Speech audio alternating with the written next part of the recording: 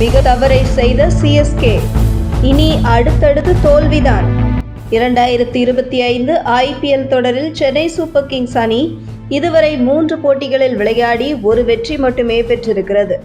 இதில் சிஎஸ்கே அணியில் பேட்டிங் வரிசை மிக மோசமாக உள்ள நிலையில் குறிப்பாக 34 வயதான ராகுல் திரிபாதியும் 29 வயது தீபக் ஹூடாவும் சிஎஸ்கே அணியின் பேட்டிங் வரிசையில் பொருந்தி போகவில்லை என்ற விமர்சனம் உள்ளது. மேலும் ராஜஸ்தான் ராயல்ஸ் போட்டியில் தீபக் ஹூடாவுக்கு பதிலாக விஜய் சங்கரை ஆட வைத்தும் பலனளிக்கவில்லை. அந்த வகையில் இளம் வீரர்களை தேர்வு செய்வதற்கு பதிலாக 2025 IPL மெகா ஏலத்தில் சிஎஸ்கே அணி மீண்டும் வயதான வீரர்களை தேர்வு செய்துவிட்டது. சிஎஸ்கே அணிக்காக பல்வேறு உள்ளூர் T20 தொடர்களில் இளம் வீரர்களை தேர்வு செய்யும் வகையில் உத்தரப்பிரதேசம், பஞ்சாப் ஆகிய மாநிலங்களில் நடைபெற்ற T20 தொடர்களில் சில வீரர்களை தேர்வு செய்து அந்த பட்டியலை சென்னை சூப்பர் கிங்ஸ் அணி நிர்வாகத்திற்கு அனுப்பி வைக்கப்பட்டிருக்கிறது. அந்த பட்டியலில் இடம்பெற்று சிஎஸ்கே ஏலத்தில் எடுக்காத பஞ்சாப் கிங்ஸ் அணியில் இடம்பெற்றிருக்கும் பிரியன்ஷ் ஆர்யா தனது முதல் போட்டியிலேயே 23 பந்துகளில் 47 ரன்கள் சேர்த்தார்.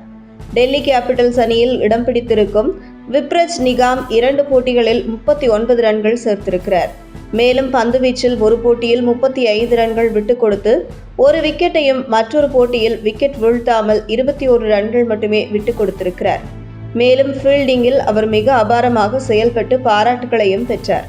சன்ரைசர்ஸ் ஹைதராபாத் அணியில் இடம் பிடித்திருக்கும் அனிகேத் வர்மா இதுவரை தான் ஆடிய 2 போட்டிகளில் அதிரடியாக ஆடி 36 ரன்கள் மற்றும் 74 ரன்கள் சேர்த்து இருக்கிறார்.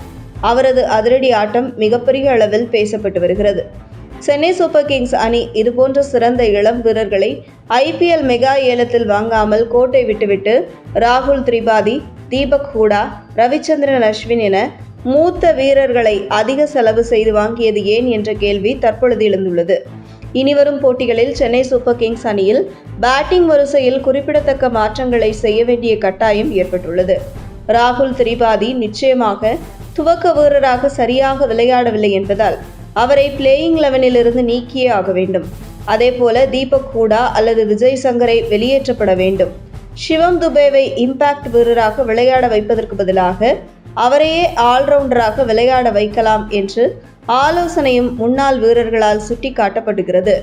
இந்த நிலையில் 2025 IPL தொடரில் சிஎஸ்கே அணி தனது பிளேயிங் 11ஐ முற்றிலுமாக மாற்றியமைக்குமா அல்லது தங்களது திட்டத்திலிருந்து பின்வாங்காமல் பிடிவாதமாக இருந்து தொடர்ந்து தோல்வியை சந்திக்குமா என்பதை பொறுத்திருந்துதான் பார்க்க வேண்டும்.